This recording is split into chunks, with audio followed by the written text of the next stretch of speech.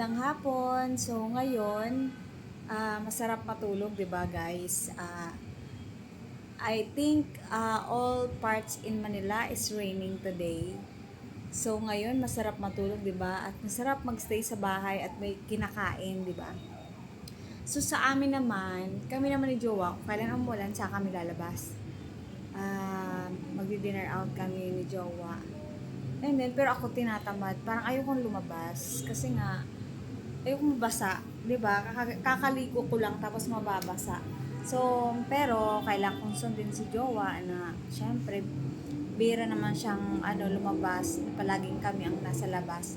So, pagbibigyan natin na samahan, okay? Hinihintay lang namin na hindi masyadong lumakas ang ulan kasi mahirap na lumabas na malakas ang ulan, nakaka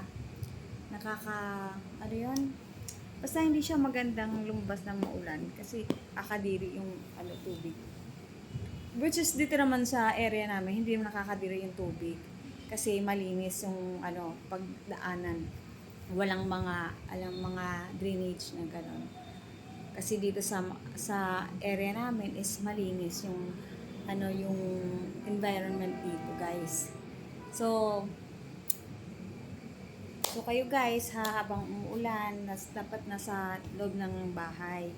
Dapat, alagaan niyo yung mga sarili niyo, family niyo, kasi nga, umuulan na ngayon, so, malakas ang ulan, madulas, at baka possible may mga baha-baha na naman.